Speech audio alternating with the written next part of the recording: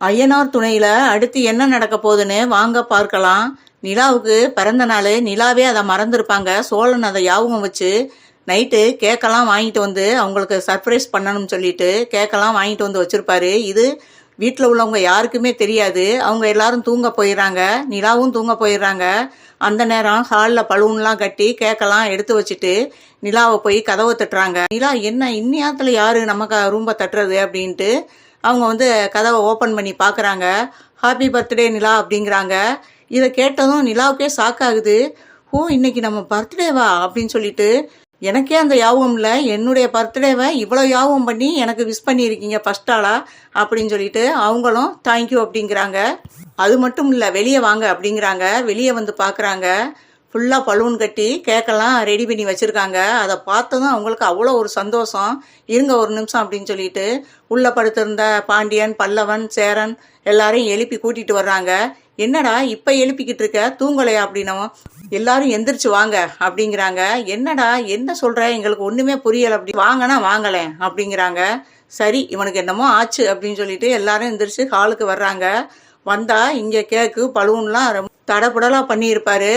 அப்பதான் நிலா சொல்கிறாங்க, அண்ணே எனக்கு இன்னைக்கு பிறந்த நாள், அது நானே மறந்துட்டேன். சோழன் அதை ஞாபகம் வச்சுருந்து எல்லாம் எனக்கு சர்ப்ரைஸாக பண்ணணும்னு பண்ணியிருக்காரு அப்படின்னு சொல்லவும், அப்படியா, வாழ்த்துக்கள் அப்படின்னு சொல்லிட்டு சேரன் வந்து நிலாவுக்கு வாழ்த்து சொல்கிறாங்க. பாண்டியன், பல்லவன் எல்லாருமே சொல்கிறாங்க.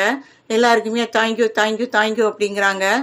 அப்போ நிலா ரொம்ப சந்தோஷமாக சொல்கிறாங்க, அண்ணா நான் இதை எதிர்பார்க்கவே இல்லைண்ணா சேரன் அண்ணா. ஆனால் சோழன் இப்படி செய்வார்னு எனக்கு தெரியாது. எனக்கு இன்னைக்கு ரொம்ப சந்தோஷமாக இருக்கேன், ரொம்ப ஹாப்பியாக இருக்கேன் அப்படிங்கிறாங்க. எங்களுக்கும் ஆச்சரியமாக இருக்குமா, இவன் இப்படியெல்லாம் பண்ணுறவன் கிடையாது.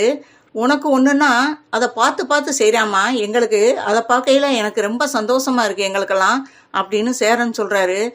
பல்லவன் சொல்கிறாரு, அண்ணி எனக்கும் தெரியாமல் போச்சு, இல்லைன்னா நான் ஏதாவது கிஃப்ட் வாங்கி வச்சுருப்பேன் அப்படிங்கிறாப்புல. சேரனும் சொல்கிறாரு, எனக்கும் இது தெரியாமல் போச்சு, இல்லைன்னா உனக்கு நல்ல ட்ரெஸ்ஸாக எடுத்துகிட்டு வந்திருப்பேன் அப்படிங்கிறாப்புல. பாண்டியன் சொல்கிறாரு, ஆமாம் முன்னாடியே ஏண்டா சோழா எங்களுக்கு சொல்லியிருக்கலாம்ல அப்படின்னு சொல்லவும், ஏய் முதல்ல நான் தாண்டா வந்து நிலாவுக்கு வந்து என் கையினால தான் கேக்கு வாங்கணும், என் கையினால தான் உங்களுக்கு எல்லாம் பண்ணணும்னு நினச்சேன், அதனால தான் எல்லாத்துக்குமே இது சர்ப்ரைஸாக இருக்கட்டும் தான் நான் யாருக்கிட்டையுமே சொல்லலை அப்படிங்கிறாப்புல. அப்போ பல்லவன் சொல்கிறாரு, இதெல்லாம் உனக்கு ஓவராக தெரியலை அப்படின்னவும் அதுக்கு பாண்டியன் சொல்கிறாரு, விட்றா இந்த சந்தோஷமாவது அவனுக்கு கிடச்சிட்டு போகுது அப்படிங்கிறாப்புல. நான் இன்னொரு கிஃப்ட்டும் வாங்கி வச்சுருக்கேன், ஆனால் அதை அவங்க ஏற்றுக்குருவாங்களா என்னன்னு தெரியலை அப்படின்னவும், என்னடா கிஃப்ட்டு அப்படின்னவும், கிஃப்டெல்லாம் இல்லை, அவங்களுக்கு ஒரு புடவை எடுத்துகிட்டு வந்திருக்கேன், அதை கட்டுவாங்களா என்னன்றது எனக்கு தெரியலை அப்படிங்கிறாங்க. கொடுங்க சோழன், கட்டிக்கிறேன் அப்படிங்கிறாங்க. அதை கேட்டதும் அவங்க மனசுக்குள்ளே பட்டாம்பூச்சி பறக்க ஆரம்பிக்குது. நிலாதானா அப்படின்னு சொல்லிட்டு சொன்ன நிமிஷமே குடுகுடுன்னு ஓடி போய் சின்ன பிள்ளையாட்டம் அந்த புடவையை எடுத்துகிட்டு வர்றாரு. இந்தங்க நிலா அப்படி இந்த புடவையை கட்டிட்டு வர்றேன் அப்படின்னு சொல்லிட்டு ரூமுக்கு போகிறாங்க. சேலையும் மாற்றிட்டு வர்றாங்க. மாற்றிட்டு வந்ததுமே உங்களுக்கு எல்லாருக்குமே அவ்வளோ சந்தோஷம். சரி, கேக்கு கட் பண்ணலாமா அப்படின்னு சொல்லிட்டு அந்த சேலையில் வரவும் அவங்களையே பச்சை கண்ணு மாறாமல் பார்க்குறாரு சோழன். அப்போ பக்கத்தில் இருந்த பாண்டியன், அடங்குடா அப்படிங்கிறாப்புல. டேய் சும்மா இருடா அப்படின்னு சொல்லிக்கிட்டு இருக்காப்புல.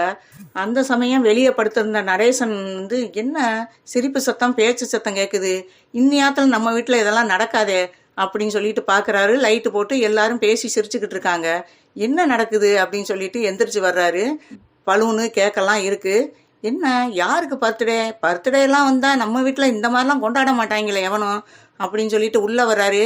யாருக்குடா பர்த்டே, இந்த மாதிரிலாம் நீங்கள் பண்ண மாட்டீங்களே அப்படின்னு சொல்லவும், நிலாவுக்கு தாப்பா அப்படின்னு சேரன் சொல்கிறாரு. என்னது நிலாவுக்கு இன்னைக்கு பிறந்த நாளா அப்படின்னு கேட்குறாரு.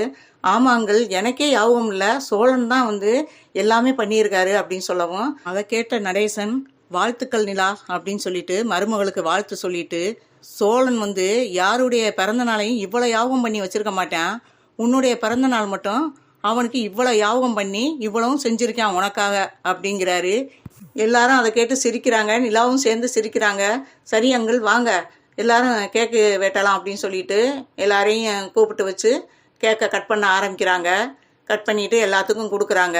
கொடுத்துட்டு நிலா சொல்கிறாங்க, இன்னைக்கு மாதிரி நான் சந்தோஷமாக என்றைக்குமே இருந்ததில்ல, எங்கள் வீட்டில் கூட நான் இவ்வளோ ஹேப்பியாக இருந்ததில்ல, ஆனால் இங்கே வந்து அவ்வளோ சந்தோஷமாக இருக்குது நான் உங்களோடையெல்லாம் என்னுடைய பிறந்த நாளை கொண்டாடுறது அப்படின்னு சொல்கிறாங்க. உண்மையாவா நிலா அப்படின்னு கேட்குறாப்புல சோழன்.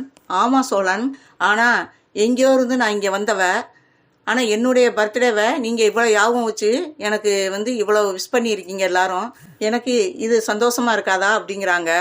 அதை கேட்டு சோழன் ரொம்பவே சந்தோஷப்படுறாரு. சரி தூங்குங்க, லேட் ஆயிடுச்சு அப்படின்னு சொல்லிட்டு அவங்கவுங்க ரூமுக்கு போய் தூங்க போயிடுறாங்க. காலையில் எந்திரிச்சு குளிச்சுட்டு வெளியே வர்றாங்க. அப்போ நிலா வந்து சோழனை கூப்பிட்டு சொல்கிறாங்க, சோழன் இன்னைக்கு கோயிலுக்கு போயிட்டு வருவோம்மா நம்ம 2 பேரும் அப்படிங்கிறாங்க.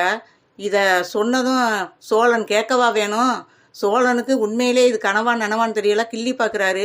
என்ன சோழன் கிள்ளி பார்க்குறீங்க? உண்மையில நான் தான் கூப்பிட்டேன் உங்களை அப்படின்னவும், இல்லை எப்பயுமே உங்கள் பாசக்கார தம்பி பல்லவனை தானே கோயிலுக்கெல்லாம் கூட்டிகிட்டு போவிய, இன்னைக்கு என்னையை கூப்பிட்றீங்களே, இது நிஜமா கனவா நிஜமா அப்படின்னு கிள்ளி பார்த்தேன் அப்படின்னவும், அதானே கொஞ்சம் இடம் கொடுத்தா போதுமே, ஓவரா சீனை போடுவீங்களே அப்படிங்கிறாப்புல. சரிங்க சரிங்க, நான் எதுவுமே சொல்லலை, கோயிலுக்கு கிளம்பலாமா அப்படிங்கிறாங்க. அப்போ பல்லவன் இருந்துக்கிட்டு நானும் வர்றேன் அப்படிங்கிறாப்புல. அப்போ சேரன் இருந்துக்கிட்டு சொல்கிறாரு, கண்ணை காமிக்கிறாரு. சரிண்டா சரிடா பல்லவா நீயும் வராந்தா வா அப்படின்னு எல்லாம் சொல்கிறாங்க. இல்லை நீ பரீட்சைக்கு நான் படிக்கணும், நான் யாபம் இல்லாமல் உங்கள்கிட்ட சொல்லிட்டேன் அப்படின்னு சொல்கிறாப்புல. அப்போ சேரன் சொல்கிறாரு, இல்லைம்மா நீங்கள் 2 பேரும் கோயிலுக்கு போயிட்டு வாங்க அப்படின்னு சொல்கிறாங்க. சரி அப்படின்னு சொல்லிட்டு 2 பேரும் கோயிலுக்கு கிளம்பி வர்றாங்க. அப்போ நிலா சொல்கிறாங்க, இங்கே உள்ள கோயிலுக்கு போக போர் அடிக்குது, நம்ம வேணா வடபழனி முருகன் கோயிலுக்கு போயிட்டு வருவோமா அப்படிங்கிறாங்க. நீங்கள் கேட்டுட்டீங்கல்ல, நான் முடியாதுன்னு சொல்லுவேனா, வாங்க போவோம் அப்படின்னு கோயிலுக்கு வர்றாங்க. கோயிலுக்கு வந்து அர்ச்சனை பண்ணுறாங்க நிலா பேருக்கு. அர்ச்சனை பண்ணிட்டு ஐயர் வந்து பூ கொண்டு வந்து கொடுக்குறாரு. சோழனை பார்த்து சொல்கிறாரு, அவங்க பிறந்த நாளுங்கிறீங்க, உங்கள் கைனால உங்கள் ஒய்ஃபுக்கு பூ வச்சு விடுங்க அப்படிங்கிறாப்புல. நிலாவை பார்க்குறாரு. நிலா சொல்கிறாங்க, வச்சு விடுங்க அப்படிங்கிறாங்க. என்ன இன்னைக்கு நான் நினைக்காதெல்லாம் எனக்கு நடந்துக்கிட்டு இருக்கு, முருகா உனக்கு ரொம்ப தேங்க்ஸ் முருகா அப்படின்ட்டு மனசுக்குள்ளே நினச்சிட்டு பூவை வாங்கி நிலா தலையில் வச்சு விட்றாரு சோழன். கோயிலை விட்டு வெளியே வர்றாங்க சோழனும் நிலாவும். வெளியே வந்ததும் மனோகரனை பார்க்குறாரு சோழன். நிலா என்ன உங்கள் அப்பா இங்கே வந்திருக்காரு அப்படின்னவும், என்ன எங்கள் அப்பாவா அப்படின்னு கேட்குறாங்க நிலா.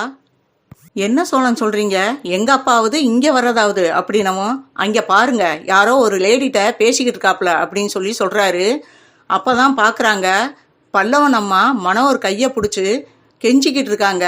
ஆனால் அங்கே என்ன நடந்துச்சுன்னா, மனோகர் சொல்கிறாரு, எதுக்கு என்னை இங்கே வர சொன்ன, உன் மூஞ்சிலே முழிக்கக்கூடாதுன்னு இருந்தேன், ஆனால் வந்து இந்த ஒரு டைம் மட்டும் வாங்க அப்படின்னு சொல்லி என்னை கெஞ்சி கூப்பிட்ட, அதனால தான் வந்தேன், ஒரு முக்கியமான விஷயம் பேசணும்னு சொல்லி என்னை வர சொல்லிட்டு, ஆனால் இன்னும் உன் குணத்தை இன்னும் நீ மாற்றவே இல்லை, நீ அப்படியே தான் இருக்க, இப்படி இருப்பேன்னு தெரிஞ்சிருந்தா நான் இங்கே வந்திருக்கவே மாட்டேன், உன் மூஞ்சில முழிக்கக்கூடாதுன்னு நினச்சேன், கடைசி வரையும் வந்து உன் மூஞ்சிலே முழிக்கக்கூடாது அப்படின்னு தான் நான் நினச்சிக்கிட்டு இருந்தேன், ஆனால் இந்த ஒரு டைம் மட்டும் வாங்க, நான் உங்கள்கிட்ட ஒரு முக்கியமான விஷயம் பேசணும்னு சொன்னதுனால தான் நான் வந்தேன், என்ன சொல்கிறத சொல்லிட்டு சீக்கிரம் அந்த இடத்த விட்டு கிளம்பு, என்னையும் உன்னையும் பார்த்தா யாராவது தப்பாக நினைப்பாங்க அப்படின்னு சொல்கிறாப்புல.